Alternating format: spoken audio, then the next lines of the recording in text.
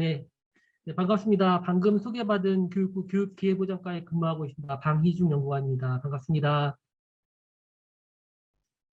네, 오늘 이렇게 비록 대면은 아니지만은 온라인으로 이렇게 협력교사 운영하고 계신 선도학교 담당하시는 여러 선생님들 만나 뵙게 돼서 너무 반갑습니다. 날씨가 많이 더워지고 있고요. 학교에서 지금은 1학기 학기 말 업무로 굉장히 바쁜 일정을 하루하루 보내고 계실 거라고 생각합니다.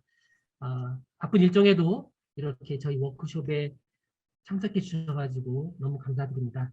저에게 주어진 시간은 10분 정도이고요. 저희가 이제 간략하게 교육부에서 생각하고 있는 기초학력 보장과 관련된 그런 교육 정책에 대해서 간략하게 선생님들께 소개해드리는 그런 시간을 갖도록 하겠습니다. 잠깐 화면 공유를 좀 하도록 하겠습니다. 네, 지금 화면 공유가 되고 있죠? 네, 말씀드리도록 하겠습니다. 저희 그 기초학력 보장 종합 계획을 저희가 올해 올 9월에 지금 준비해서 실시를 할 계획인데요. 우선은 다들 아시겠지만은 코로나19가 지금 2년 넘게 장기화됨에 따라 가지고 학교에서는 일상적인 그런 학교 생활의 어려움이라든지 여러 정상적인 교육 활동에 아직도 많은 부분 제한을 받고 있는 것은 마찬가지고요. 이에 따라서 사회와 모든 일반 국민들이 가장 우려하고 있는 교육 관련된 분야에 있어서 기초학력에 대한 저하, 또 학습 결손 이 부분에 있어서 우려는 매우 높은 상황임을 저희들이 다 인지를 하고 있습니다. 잠깐 제가 보여드리고 있는 밑에 표를 보시면은 국가수준학업성취도 평가라고 하는 것을 저희가 매년 이제 실시를 하고 있는데요. 코로나19 이전인 19년 대비 20년 그리고 21년도에도 기초학력 미달 학생들의 비율을 지금 중학교 3학년 학생을 지금 저희가 샘플링한 내용을 잠깐 보여드리고 있는데요. 결론부터 말씀드리자면은 보통학력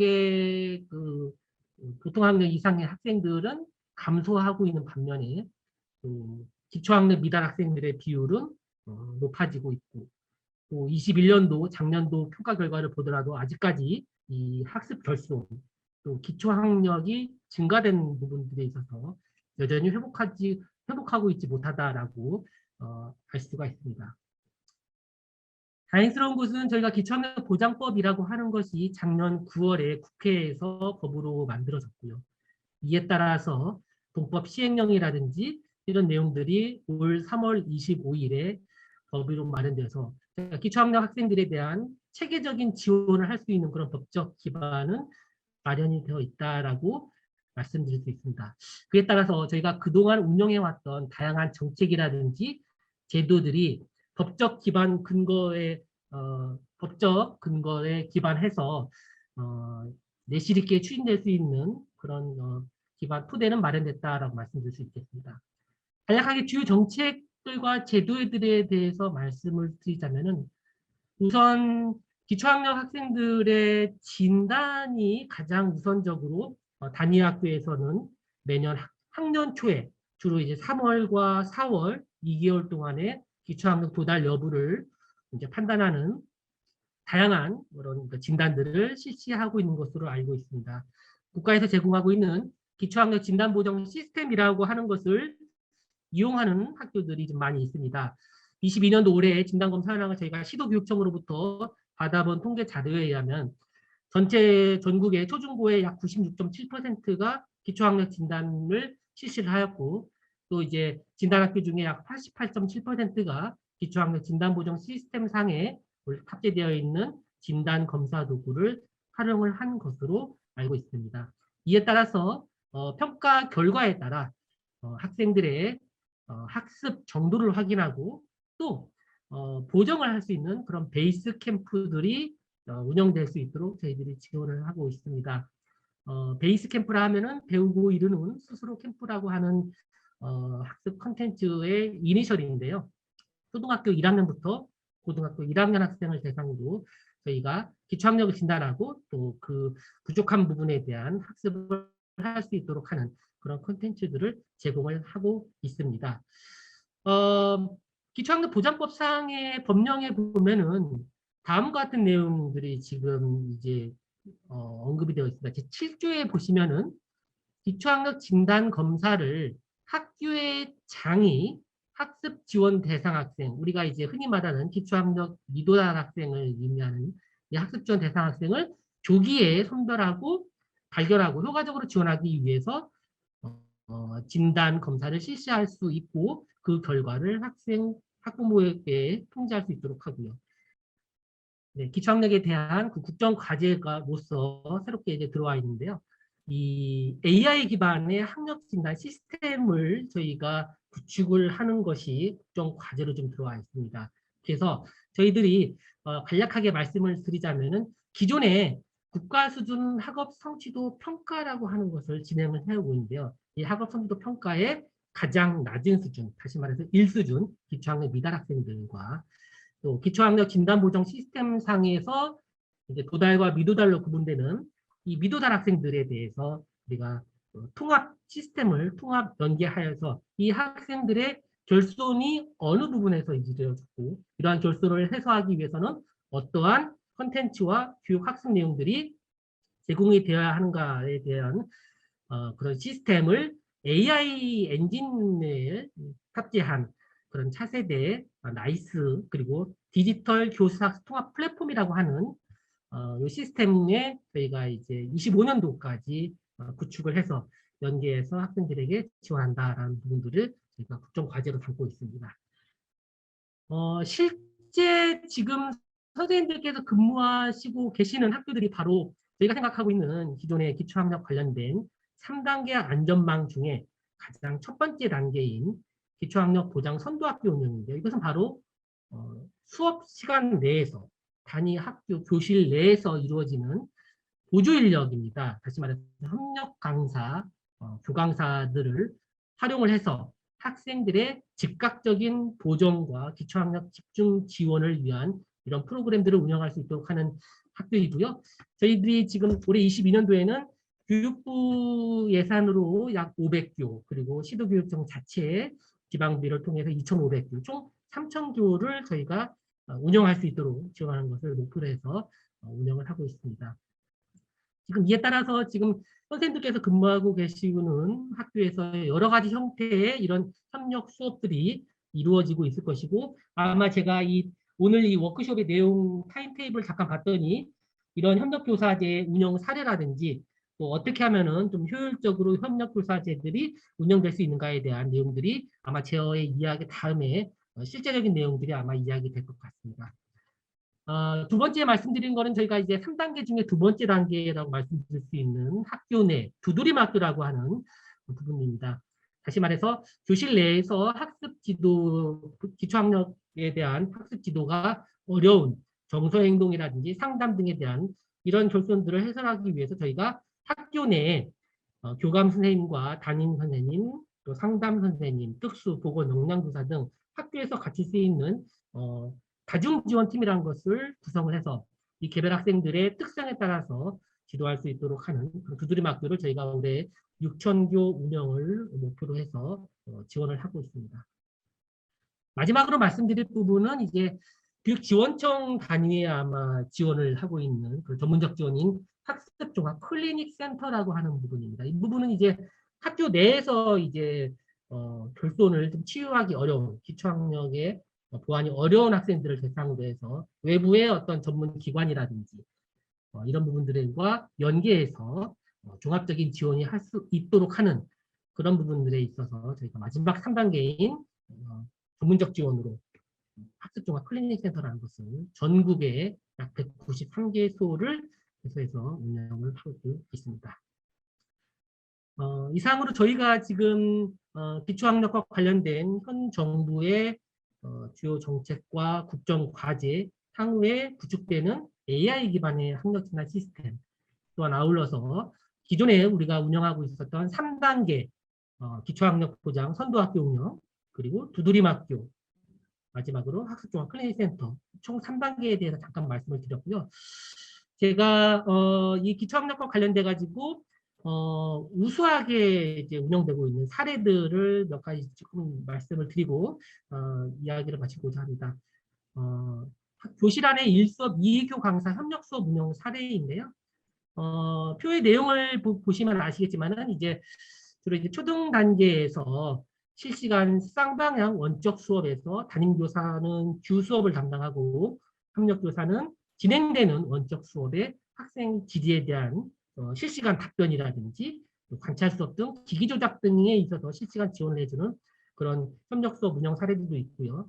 또한 이제 대면 수업 같은 경우에는 학습 주제를 구분해서 상호 교수 학습을 지원하는, 다시 말해서 담임교사는 쓰기와 세마기 영역을, 또 협력교사는 읽기, 듣기, 말하기, 도형, 측정 영역 이런 부분들에 대한 역할을 정해서 협력적으로 지도해 나가는 그런 협력교사제 운영 사례들을 저희가 지금 몇 가지 예시를 좀 들었습니다. 아마도 요거는 아마 그 일부분의 내용인 거고요.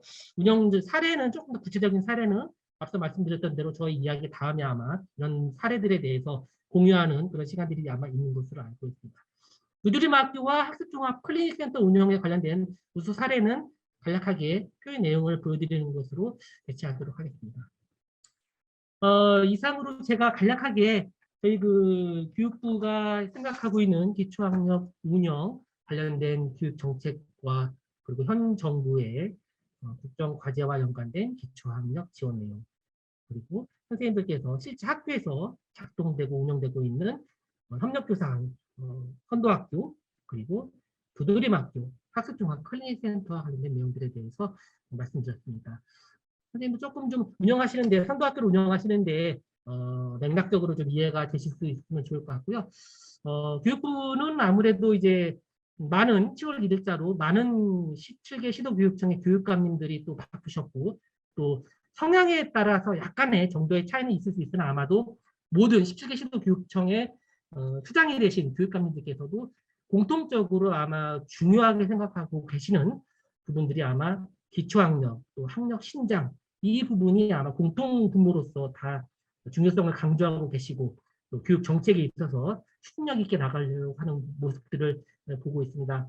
아마도 이런 모습들이 선생님들께서 근무하시고 계시는 단위 학교 내에서도 실제 많은 부분으로 정책화되고 구현화될 수 있는 그런 모습들이 아마 하반기 때는 이루어질 거라고 생각하고, 그 이루어지는 모습들의 가장 기초가 오늘 이 자리에 모이신 선도학교 모습이 아닐까라고 생각합니다. 그 출발점에 가장 최일선에 계신 우리 선생님들께 다시 한번 감사하다는 말씀을 드리고요.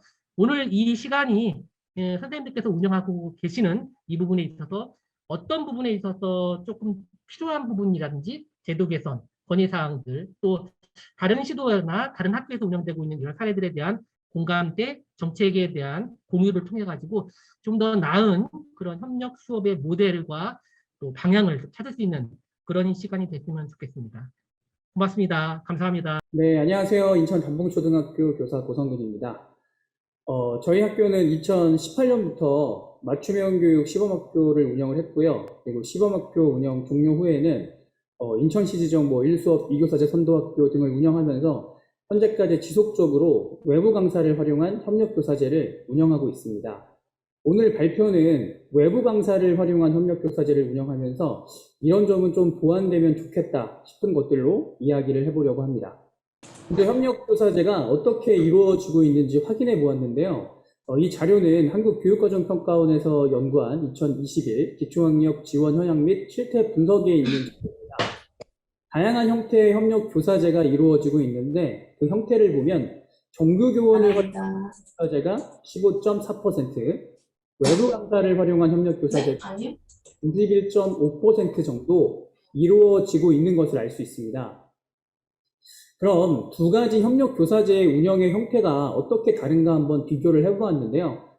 정규교원을 활용한 협력교사제의 경우에 이분들이 학교에 하루 종일 계시기 때문에 정규 수업 시간 외라든지 또 학생 지도를 위한 다양한 활동에 협업이 가능하다는 점이 있습니다. 이를 통해서 공동 수업 연구를 하고 또 수업 전문성을 신장할 수 있고요. 또 수업이나 수업 외 시간을 학생의 학습을 위해 공동 연구를 하다 보니까 이 담임교사와의 레포 형성도 보다 쉽게 될 수 있습니다. 그러나 단점은 결국 정규교사 한 명을 늘리기 위해서는 교원 수급 정책이라든지 여러 가지 제한점이 있기 때문에 대규모 활용이 어렵고요. 또 유연한 운영 역시 어렵습니다. 그럼 외부 강사를 활용한 협력교사제의 경우는요. 저희 학교처럼 만약에 1년에 6개월에서 7개월을 채용한다라고 하면 한 달에 저희 인천 같은 경우는 15,000원이기 때문에 시간당 한 달에 84만 원 정도로 잡게 되면 한 명에 한 500만 원 정도면 두 학급을 지원할 수 있기 때문에 5천만 원 정도 있으면 10명 정도를 채용할 수 있고 또 20학급 정도를 지원할 수 있습니다. 그래서 유연한 그 운영이 가능하겠죠. 그런데 단점은 단시간 근로자로 이분들이 분류되기 때문에 주당 14시간을 초과해서 근무를 하면 안 되기 때문에 협업을 하려고 해도 할 수가 없습니다. 또한 정규교사가 아니기 때문에 수업 전문성 부족으로 공동수업 연구에 어려움을 좀 겪을 수 있고요. 마찬가지로 2개 학급을 들어간다라고 치면은 일주일에 7시간 정도 담임교사와 수업시간 그리고 또 약간의 협의시간에만 함께 연구를 하기 때문에 담임교사와의 레포 형성에도 상당히 어려움을 겪을 수 있겠죠. 그럼 이처럼 장점과 단점이 거의 대비되는 두 가지 형태의 협력교사제가 현재 대부분의 시도교육청에서 이루어지고 있는데요. 저는 이걸 보면서 이 두 가지 형태에 따라서 학교에서 협력교사제를 운영하는 방법도 조금 달라져야 하지 않을까라는 생각을 한번 해보았습니다. 그럼 다시 처음으로 한번 돌아가 봐서요. 협력교사제 운영의 목적이 과연 무엇인가를 한번 살펴보았는데요. 우리가 현재 3단계 학습 안전망이라고 하는 것 중에서 이 협력교사제는 1단계 안전망인 수업 내 지원을 말하는데요. 우리가 이제 한국교육과정평가원에서 발간한 기초학력 보장을 위한 맞춤형 교육 선도 및 시범학교 운영 가이드라는 책이 있습니다. 우리 쿠쿠 사이트에 들어가시면 기초학력 이야기인가? 거기에 아마 있을 건데요. 여기 가이드에 보면 1단계 안전망인 수업 내 지원은 교실 수업 내에서 학습 부진이 발생하지 않도록 예방하고 또 학습 부진이 발생할 때 즉각적으로 지도함으로써 학습 결손이 누적되지 않도록 지원하는 차원의 안전망을 의미한다고 되어 있습니다. 또 세부적으로 들어가 보면 초등학교 저학년의 경우에는 기본적인 학교생활 적응 및 읽기 쓰기, 세마기 등의 기본적인 능력 향상을 목적으로 운영을 하는 것이 효과적이다라고 밝히고 있고요. 4학년에서 6학년 같은 경우에는 교실 수업 내에서 이루어지는 교과의 기초적인 성취 기준 도달을 목적으로 운영한다고 되어 있습니다. 그런데 우리가 협력교사제를 운영하는 주된 목적은 결국 기초학력 보장이겠죠. 오늘 우리가 모인 곳도 기초학력 보장 선도 시범학교 워크숍이잖아요. 이게 기초학력을 보장해야 한다고 목적이 명시적으로 밝혀져 있다 보니까 앞에서 언급한 협력교사제 운영이 기초학력 보장을 위한 인지적 도움에 좀 지나치게 치우쳐 있지 않은지 한번 생각을 한번 해봐야 됩니다. 요 표는 한국교육과정평가원의 초중학교 학습부진 학생의 성장 과정에 대한 연구 2에서 가져온 자료인데요. 이 학습부진 학생의 성장에 영향을 끼치는 것을 보면 보시는 것처럼 상당히 많은 요인이 있습니다. 그 범위를 좁혀서 학습부진 학생의 개인 특성만 보더라도 인지적 특성, 정의적 특성, 행동적 특성의 학습부진이 그런 요인들이 학생의 학습부진을 야기할 수 있고요. 또 이를 해결하면 이게 성장할 수 있다라는 것인데 우리가 굳이 항상 목표로 잡는 게 협력교사제를 하면 이 학생이 수업에서 그날 배운 그 수업 내용을 반드시 재진도 학습을 통해서 성취를 할 수 있고 또 이전에 배운 내용들을 이 수업 시간에서 해결하려고 하는 그런 쪽으로 너무 좀 치우쳐 있지 않은가라는 약간 생각이 들고 있습니다. 이것은 그 지난해 한국교육과정평가원에서 아까 우리 사회를 봐주신 이영태 박사님께서 만드신 건데요. 기초학력 보장을 위한 협력 수업 모형을 단계별로 아주 세부적으로 잘 제시해 준 자료인데요. 저뿐만 아니라 그동안 그 맞춤형 교육 시범학교라고 해서 현재 지금 기초학력 보장 시범 선도학교라고 하는 많은 학교에서 이 협력교사제 협력 수업 모형을 연구를 했고 다양한 모형들을 제시를 했습니다. 이 모형을 보면 사실은 학교 현장에서 선생님들께서 쉽게 협력 수업을 계획하고 실행하는데 많은 도움이 되는 자료임에는 분명합니다. 하지만 앞에서 제가 협력교사제가 이루어지는 다양한 형태 중에서 외부 강사를 활용한 협력교사제 운영교에서는 사실 이 수업 모형을 따라가는데 많은 어려움이 있습니다. 이 모형 같은 경우는 사실 정규교사를 활용한 협력 수업에 상당히 큰 도움을 주고 우리가 어떻게 하면 협력 수업을 효과적으로 운영할 수 있는지 많은 도움을 줄 수 있는 자료라고 생각을 합니다. 자, 그럼 제가 왜 이런 말씀을 드리냐면 과연 외부 강사를 활용하는 협력교사제 운영교에서 수업 계획이 제대로 이루어지고 있는가 하는 부분입니다. 아까 앞에서 봤던 그 협력 수업 모형을 보면 우리가 담임교사와 협력교사가 수업을 계획하고 분석하고 계획하고 실행하고 다시 평가하는 모든 차원에서 이 담임교사와 협력교사의 협력이 반드시 필수적인 부분입니다. 그런데 과연 외부 강사를 활용하는 학교에서는 이러한 협력 수업 전 협의가 제대로 이루어지는 것인가? 우리는 협력 수업을 하기 전에 협의를 통해서 학생의 학업 성취도를 확인을 하고 또 학생의 특성에 따라 수업 계획을 실행하면 학생에게 유의미한 수업이 일어날 수 있다는 걸 아주 잘 알고 있습니다. 그런데 내가 이 사실을 알고 있는 것과 또 내가 그것을 진짜 실행하고 있다고 착각하는 건 아닌지 한번 살펴보는 게 좋을 것 같습니다. 여기서 나온 그 데이터 같은 경우는 제가 이제 주변의 학교의 협력교사제를 운영하고 있는 학교 선생님들께 여쭤보고 그리고 이제 다른 여러 연구 자료에서 좀 찾은 자료들을 가지고 이렇게 써놓은 자료인 건데요. 보시면 협력교사와 함께 수업에 대한 사전계획을 수립하냐는 질문에 아니라고 응답을 하죠. 그리고 사전계획은 대부분 담임교사가 수립을 하고 협력교사들은 학습 부진 학생들 옆에서 돌보는 역할을 주로 한다고 응답하는 걸 볼 수 있습니다. 그럼 도대체 왜 함께 짜지 않느냐라는 질문에 뭐라고 대답을 하냐면 수업 계획을 함께 짤 수 있는 시간이 부족하다고 이야기를 합니다. 우리가 주당 2시간 이내로 협의 시간을 활용할 수 있는데요. 특히 외부 강사를 활용하는 협력 수업의 경우 우리가 2개 학급이 수업을 함께 운영하기 때문에 사실 이 2개 학급을 또 쪼개면 1시간이거든요. 1시간으로 일주일에 수업 계획을 짤 수가 없다라고 많은 선생님들께서 대답을 해주십니다. 제가 이제 하나 써봤는데요. 야, 1,000원 줄 테니까 매점 가서 크림빵이랑 딸기 우유랑 핫바 하나, 그리고 새우깡도 하나 사오고 잔돈은 너 가져. 빨리 안 뛸래? 여기서 무엇을 느끼시나요? 주당 14시간으로 제한된 외부 강사를 활용한 협력교사제로 너무 많은 걸 바라고 있지는 않은가? 다시 한번 생각을 해봐야 됩니다. 우리가 협력교사제에 사전 협의가 이루어질 수 있을 만큼 협력교사의 근무 시간이 확보되어 있는지, 또 협력 수업을 공동으로 계획할 만큼 협력교사들의 전문성이 확보되어 있는지 한번 생각을 해봐야 됩니다.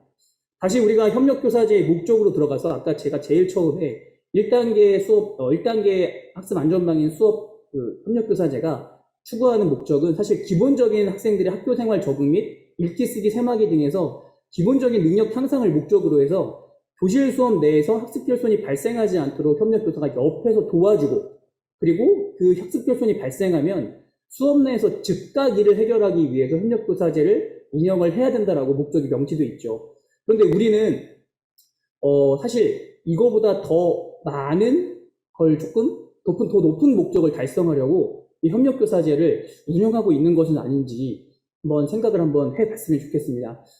제가 영상을 하나 준비했는데요. 이게 좀 제가 몇 주 전에 본 영상인데요. 함께 한번 보시죠. 전 세계에서 우리 대한민국이 최초로 발명한 기계는 별로 몇 개 없는 것 같아요. 근데 전 세계에서 어떤 기계든지 한국에 갖고 들어오면 제일 잘 쓰는 건 우리나라가 제일 잘 씁니다. 왜냐? 매뉴얼대로 안 써요. 모든 매뉴얼은요, 일반적으로 그 기계가 할 수 있는 100% 용량에 맞춰놓지 않습니다. 대부분 안전하게 오랫동안 쓰기 위해서 용량의 한 80% 이렇게 맞춰놓는 거예요. 그러면 그걸 지키면서 쓰면 사실 그 기계가 할 수 있는 거에 80%뿐이 못 씁니다. 근데 우리나라 사람들은 뭐예요? 쓰면서 그런 거, 될 것 같은데? 내가 보기 되겠구만, 이러면서 가는 거예요. 그러면 온 국민이 다 모든 기계를 120%, 150%까지 쓰면서 삽니다. 기계만 그렇게 썼을까요? 아니요. 자기 몸도 그렇게 썼고요. 자기 마음도 그렇게 썼어요. 우리도 한번 생각을 해보면 좋겠는데요.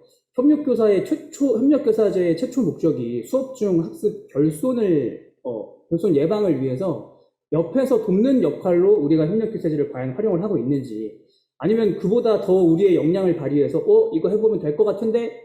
라고 방금 동영상에서 나왔던 것처럼 학습 지원 학생이 기초학력에 도달하는 데 목표를 하지 않고 이 친구가 수업 중에 완전 학습을 할 수 있게끔 그렇게 협력교사제를 운영하는지 한번 생각을 해봤으면 좋겠고요. 그래서 제가 이런 걸 한번 정리를 해봤는데요. 우리가 협의를 아예 안 하고 들어가는 건 사실 말이 안 되죠. 왜냐하면 협의를 하면 그만큼 수업 계획이 더 잘 되고 학생에게 더 유의미한 수업이 된다는 거 우리는 알고 있으니까요. 그런데 선생님들을 제가 이제 몇 년간 옆에서 협력교사제를 어떻게 활용하고 있는지를 좀 지켜봤더니 이 정도는 조금 할 수 있더라라는 걸 한번 절차로 정리를 해봤습니다. 담임교사가 수업을 위해 학생의 선수학습 도달도를 점검을 하고요. 그리고 이에 맞는 수업 계획을 수립을 합니다. 이거는 우리가 평상시에도 협력교사제가 아니더라도 늘 하고 있는 절차죠. 그럼 이 수업 계획을 가지고 담임교사가 협력교사와 함께 이번 수업에서 협력교사는 어떤 역할을 하고 또 어떤 수업 활동에서 어떻게 해달라는 협의를 합니다. 이건 담임교사와 협력교사 같이 하겠죠. 그리고 담임교사가 수업을 진행하면 협력교사는 담임교사의 수업에 맞춰서 학생의 재진도 학습을 도와주고요. 그리고 학생이 그 재진도 학습을 도달했는지 그리고 또 그 수업에서의 학생의 특성에 대해서 기록을 합니다. 우리가 그 협력교사 활동 수당을 지급하기 위해서 활동 일지를 적는데요. 그 일지에 이 내용을 적게 하면 되고요. 그리고 이 내용을 담임교사가 확인을 해서 다음 수업에 기초자료로 활용을 하는 것이죠. 그럼 이 정도 절차 정도의 사전 협의가 이루어지면 이 정도는 주당 1시간 정도로 주면 학급별 협의 시간으로 충분히 가능하다라고 생각을 합니다. 그래서 우리가 아까 이제 그 교육과정 평가원에서 제시했던 협력 수업 모형, 정말 그거는 정말 이상적으로 이렇게 하면 정말 좋은데 사실 외부 강사를 활용하는 협력 수업의 경우에 우리가 주당 14시간이라는 그런 한계점 때문에 도저히 협의를 하려고 해도 많은 협의를 할 시간이 없기 때문에 그럼 최소한 이 정도는 하는 게 어떨까라는 생각에서 만들어 봤고요. 또 하나는 이제 우리가 외부 강사를 활용한 협력교사제를 하다 보면 어려운 점이 사람을 구하기가 어렵다는 거죠. 이 표를 한번 보겠습니다. 저희가 이제 2018년부터 올해까지 협력교사제를 계속 운영을 하고 있는데요. 왼쪽에 있는 이거는 협력교사를 뽑은 인원이고요. 이것은 오른쪽은 협력교사를 지원한 학급수를 말합니다. 야, 저기 되게 많이 뽑는구나. 그러면 아마 이렇게 생각하시는 분들도 계실 거예요. 야, 선생님 학교는 도시라서 사람이 잘 뽑히지 않나요? 이제 이렇게 말씀하시는 분들도 계신데요. 과연 도시라서 사람이 잘 뽑힐까요?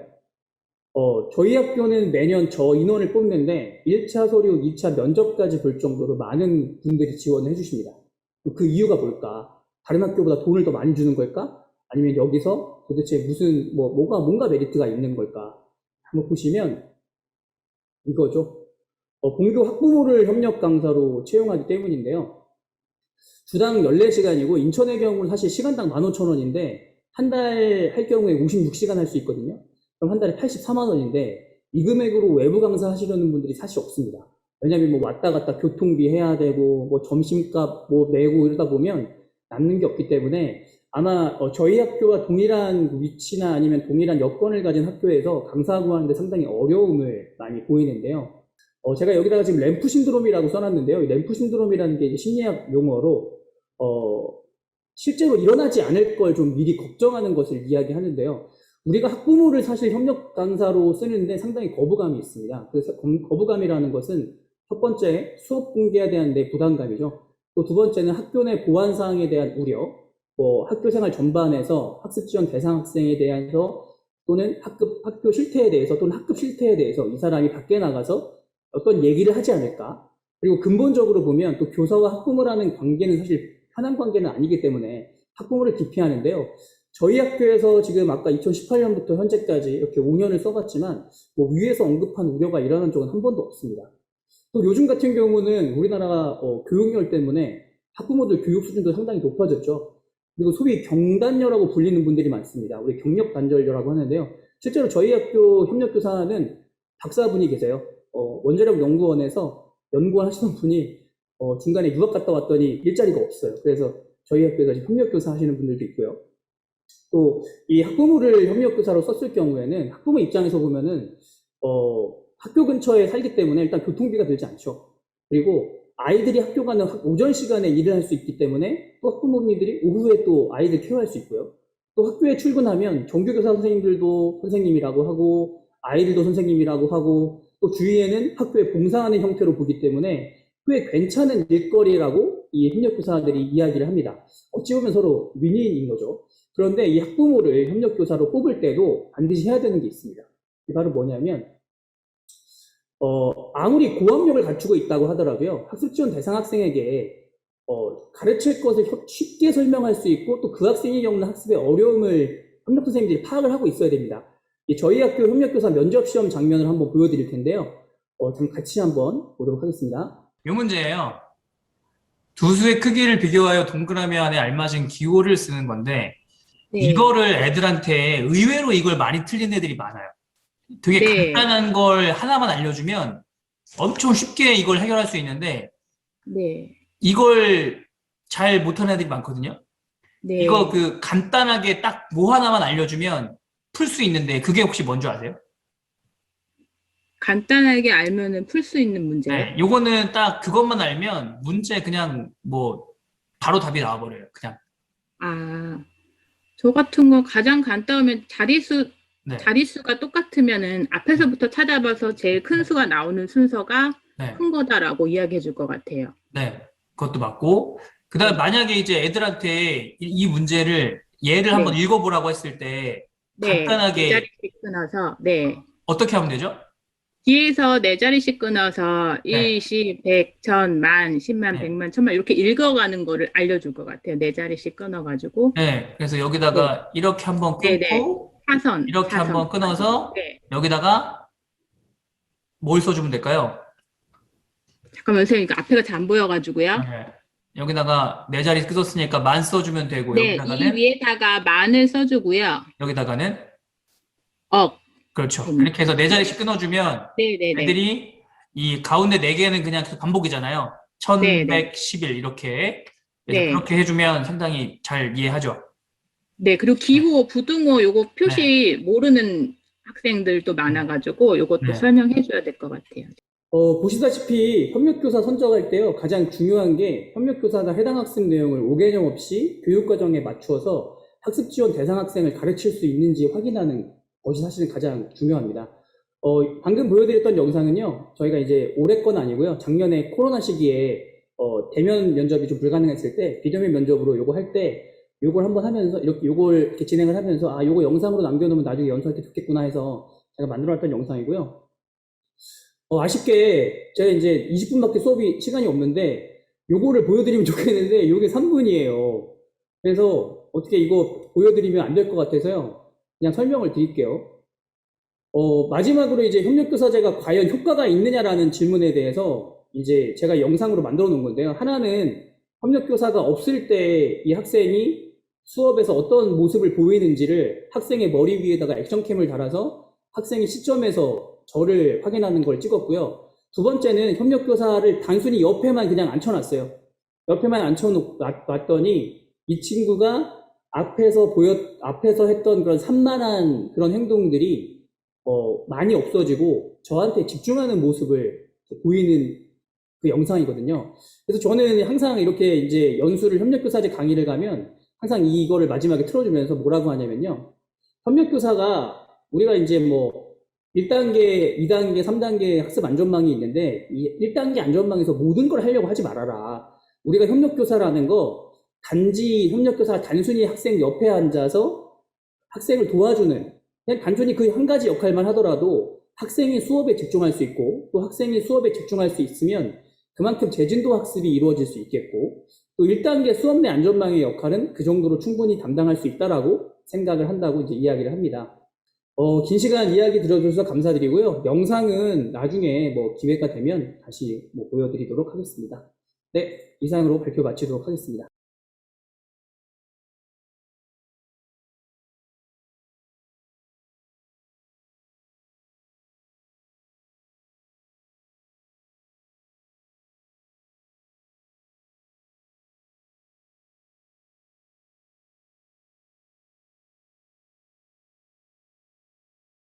앞서서 말씀하셨던 그 저희 고성근 부장님 말씀대로 저희는 지금 그 중점을 두고 그렇게 협력교사를 운영을 하였는데요. 첫 번째 좀 같이 보셨으면 좋겠습니다. 무슨 일이 있었던 걸까요? 저학년의 경우에는 발달 상황이나 기본학습 태도 형성 등의 개인차가 크고 특수화에 대한 명확한 진단도 유보되는 시기인지라 학습과 학교 생활 지원이 필요한 경우가 종종 있습니다. 특히나 1학년의 경우에는 기초자료 없이 반편성을 하기 때문에 한 반에 이러한 학생들이 몰리는 경우가 종종 있어서 애를 먹곤 합니다. 이 학생도 여러 방면의 지원이 필요한 학생이었습니다. 이와 같은 상황이 벌어지면 수업을 잠시 멈추고 이 학생과 주변 학생들을 진정시키기 위해서 이런 장면들이 벌어지곤 하였습니다. 그러던 우리 반이 달라졌어요. 자리에 앉아서 학습 활동도 참여하고 주변 학생과의 상호작용도 가능해졌습니다. 이렇게 모든 활동에도 참여하고요. 그로 인해 수업을 멈추는 경우가 없어졌고요. 학급 학생들이 해당 수업 시간 중에 참여하여 수업 내용을 의미 있게 마무리할 수 있었습니다. 협력교사제 운영에 참여하면서 가장 놀라웠던 것은 수업 시간에 이루어지는 모든 학습 내용을 그 수업 시간 중에 의미 있게 마무리할 수 있었다는 것이에요. 지금까지 말씀드렸던 것은 이 영상에서 소개했던 오늘이와 관련된 내용입니다. 학생과 학급의 변화에 관계된 사례는 이 영상에서 말씀드린 적이 있어서 이번에는 학년부장 및 학급 담임으로서 협력교사제를 운영했던 경험을 1년 단위의 시간과 과정 순서대로 말씀을 드리고자 합니다. 제가 1학년 부장을 연임했기 때문에 주로 1학년 운영 사례를 중심으로 준비, 시작, 운영, 마무리 순으로 정리해 보았습니다. 3월 1학년의 경우는 입학 초기 적응 활동이 시작되는 시기이죠. 학생들의 선수학습 정도나 생활, 기본학습, 습관 형성 등등의 진단 활동이 이루어지는 시기이기도 합니다. 이 기간 동안 학급 전체 운영 계획에 따라 학년에 배정된 협력교사의 학급 배정 실수, 투입 시기와 교과를 결정하고 조정하였습니다. 이미 2월에 이루어진 계획을 중심으로 학생들의 진단 활동 결과에 따라 조정하고 보완하였습니다. 협력교사제를 효율적으로 운영하기 위해 집중 지원이 필요한 교육과정 내용이나 활동 내용을 협력교사 지원이 가능한 시기에 배치하는 것이 필요했습니다. 1학년의 경우 1학기에는 한글 습득에 중점을 두었고 2학기에는 기본 연산 방법의 이해와 연상 능력 향상에 중점을 두고 운영하였습니다. 처음으로 접하게 되는 그림 일기 쓰기와 일기 쓰는 방법을 익히고 써보는 활동 역시 중요한 지원 활동으로 선정하여 협력교사가 배치되는 시기에 마지막 부분에 넣어서 운영하였습니다. 동시에 학급 학생들의 진단 활동을 통해 집중 지도 대상 학생들을 파악하였습니다. 한글 습득 여부, 기본 학습 태도 형성에 지원을 해야 하는 경우, 특수교육 대상으로 추정되는 학생 등등 학급별로 지원이 필요한 학생 수와 정도를 파악하였으며 학급별 협력교사가 필요한 실수를 조정하여 배정하였습니다. 학급별 필요 실수는 학기 중에도 학년 담임 선생님들과 협의를 거쳐 수시로 조정하였습니다. 지금 보시는 것은 1학년 협력교사제를 처음 시작할 때 배정한 시간표입니다. 보시는 대로 모든 학급이 모두 6시간의 협력 시간을 배정 준비하였으며 협력교사의 이동 동선 등을 고려하여 이웃한 반에 배정하였습니다. 같은 색으로 표시된 부분을 살펴보시면 됩니다. 협력교사별로 각기 다른 색깔로 표시하였고 교실 위치에 따라 이웃한 교실에 들어가실 수 있도록 하였습니다. 드디어 입학 초기 적응 활동이 지나고 협력교사제가 시작하는 첫날 학급 학생들과 협력 수업을 위한 오리엔테이션으로 첫 만남을 시작하였습니다. 학급 학생들과의 친밀감을 형성하고 자발적으로 정보를 교환하며 무엇보다도 협력교사를 존중받을 수 있도록 의미를 부여하는 활동을 실시하였습니다. 학기 초에 집단 상담 활동으로 많이 소개하는 자기소개 활동을 하였어요. 한글 획득 과정 중이므로 담임교사와 협력교사가 학생들의 쓰기 활동을 지원하고 일정 시간 동안 협력교사와 개인별로 인사하고 소개하는 활동을 통해 친밀감을 형성하고 자발적으로 정보를 교환하도록 하였습니다. 무엇보다도 수업 시간에 지원해 주시는 협력 선생님으로서 존중받을 수 있는 분위기를 형성하고자 하였습니다. 이렇게 협력교사제를 시작하면서 가장 중요한 것은 협력교사와 합을 맞추는 과정입니다. 협의 시간이 별로 많지는 않았지만 3월 진단활동 결과 지원 대상 학생의 지도를 위한 기본 정보, 기초학력 미달이나 부진 정도, 학습 태도 등에 대한 내용을 제공하고 대상 학생과 학급 전체에 대한 전반적인 지원 방향, 역할 분담 등을 협의하였습니다.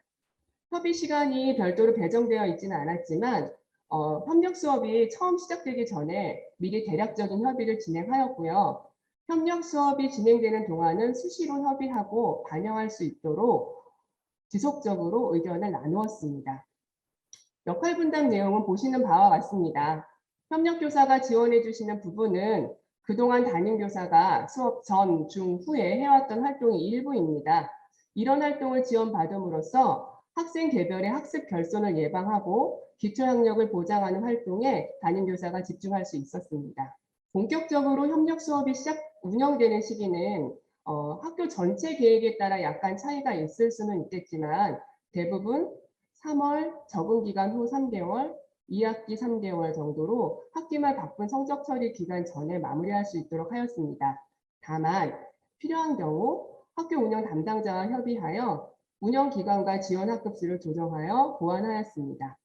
운영 내용으로는 앞에서도 말씀드렸던 것처럼 한글 습득, 기본 연산, 글쓰기 형식, 방법 익히기 등의 집중 지원이 필요한 교과 내용을 중심으로 선정하였고요.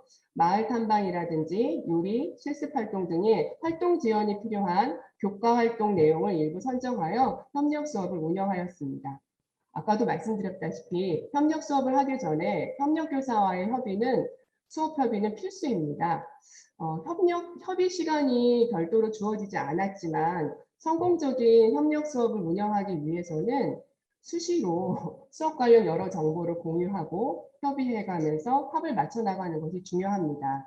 주간학습 안내를 활용하여 수업 내용을 안내하고 기존 안내 사항과 변경된 내용은 SNS를 통해서라도 사전에 협의를 하였습니다.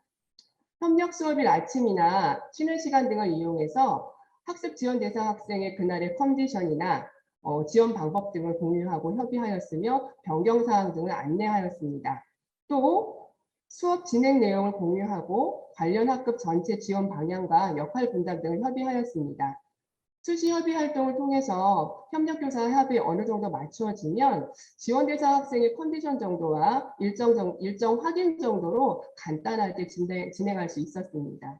협력 수업을 운영했던 내용을 한번 살펴보겠습니다. 실제 운영했던 수업 중 협력교사의 활동 모습입니다. 수업 중에 지원 대상 학생을 집중 지원하여 수업 활동 참여를 지원하거나 학습 내용을 확인하고 보충 지도를 하였습니다. 협력 수업 중에 지원 대상 학생 외에도 전체 학생을 대상으로 모니터링하고 수업 활동과 평가 활동을 지원하였습니다. 협력 수업 중 과제물 검사나 채점을 통해 학생들의 학습 상황을 점검하고 이해가 부족한 부분을 보충 지도하기도 하였습니다. 이 사진은 지난해 코로나19 상황에서 등교 중지 기간 동안 원격 수업 결과물을 확인하고 첨삭하는 모습입니다. 수업 전후에 학생들의 수업용 교재 제작을 지원하기도 하였습니다. 원격 수업 이후 정상 등교 시에 사용할 학생들의 수학 연산 보충을 위한 교재 제작을 지원하는 모습입니다. 협력 수업은 활동 내용에 따라 지원할 수도 있었는데요. 동네 탐방 활동과 야외 수업, 요리 활동 등과 같이 안전이나 활동 지원이 필요한 경우에도 협력 수업을 활용하였습니다. 프로젝트 학습을 운영할 때도 도움이 많이 되었습니다. 많은 경우 팀티칭을 하기도 하였는데요. 함께 인형극으로 동기유발을 한다거나 그림책을 읽어주기도 하고 역할극을 하기도 하였습니다. 모든 별 개임 활동을 나누어 지원하기도 하였고요. 담임교사랑 나누어 학생들의 학습 활동 내용을 점검하고 보충하기도 하고 수업 진행에 직접 투입되기도 하였습니다. 수업 내용에 따라 협력 수업의 진행 방법은 다양하게 접근할 수 있었습니다. 무엇보다도 협력 수업은 지원 대상 학생의 개별 지원이 가능합니다. 학급 내 배정된 협력 수업 시간 운영과 관련해서 1학년 한글 미해득 학생을 지원했던 것을 예로 들어 말씀드리겠습니다. 국어나 수학 등 0차시로 수업 계획이 되어 있는 경우 1차시는 전체 학생을 대상으로 협력 수업을 진행하였고 2차시는 협력교사는 지원 대상 학습과 개별 맞춤 한글 수업을 진행하고 담임교사인 저는 학급 학생을 대상으로 1차시 내용을 마무리하고 정리하는 활동을 진행하였습니다. 대상 학생의 개별 지도 장소는 학부모와 상의해서 협의실을 이용하였으며 학습 반올림이나 한글 보충 지도와의 진도에 맞춰서 개별 지도를 진행하도록 하였습니다. 같은 내용을 같은 시기에 두세 번 반복해서 지도하니까 이해도도 높아지고 교실 수업 상황에서 자신감도 갖게 되었습니다. 보시는 바와 같이 주간학습 안내에 연두색으로 표시되어 있는 부분이 협력 수업 시간입니다. 그중 노란색 부분이 협력 시간 중에서 개별 지도를 하는 시간이었어요. 국어 같은 경우 5차시, 5, 6차시가 연차시로 글을 바르게 띄어 읽기와 관련된 학습 내용을 진행해야 하는 경우였는데요. 학습 내용의 대부분은 5차시에 집중해서 다 같이 배워나가고요. 지원 대상 학생의 경우는 한글 미해득이라 직접적인 활동 마무리까지 도달하기에는 어렵다고 판단하였기 때문에 두 번째 시간인 6차시에는 개별 지도를 하러 협의실로 이동하고 저는 그 시간에 첫 번째 시간에 나갔던 진도에 대한 부분을 확인하고 보충하는 시간을 가졌습니다. 협력 수업은 학급별로 배정 실수를 달리하면서도 운영할 수 있었습니다. 처음에 말씀드렸다시피 담임 선생님들과 협의해서 필요한 상황을 먼저 파악하고 해당 학급의 학생들의 성향과 학습 상황에 따라서 조정을 하였습니다. 1학기에는 학생 진단검사 결과에 따라서 3명의 협력교사로 학급당 6시간으로 시작하였었는데요. 한글 미해득 학생이 전학을 오고 한글 보충 과정이 많았던 한 학급은 8시간으로 비교적 고른 발달 상황을 보이는 학급에서는 4시간으로 조정을 해서 1학기 운영을 마감하였습니다. 2학기에는 한글 또박또박 검사 결과를 바탕으로 재조정하였습니다. 협력교사 한 분을 더 지원받아 한글 미해득 및 보충 과정이 많은 반에 집중하여 배정을 하였고요. 전반적으로 학습 부진이 없는 반은 배정하지 않았습니다. 생활지도상에 문제가 있는 학생이 몰려있는 반에는 동시에 2분의 협력 선생님을 배치해서 담임교사가 수업을 정상적으로 진행할 수 있도록 하여 대상 학생과 다른 학생들의 학습 결손을 예방할 수 있도록 지원하였습니다. 보시다시피 시간표를 보시면 빨간색과 파란색은 각기 다른 협력교사 시간입니다. 1시간에 2명의 협력교사가 투입되어 있는 것을 보실 수 있습니다.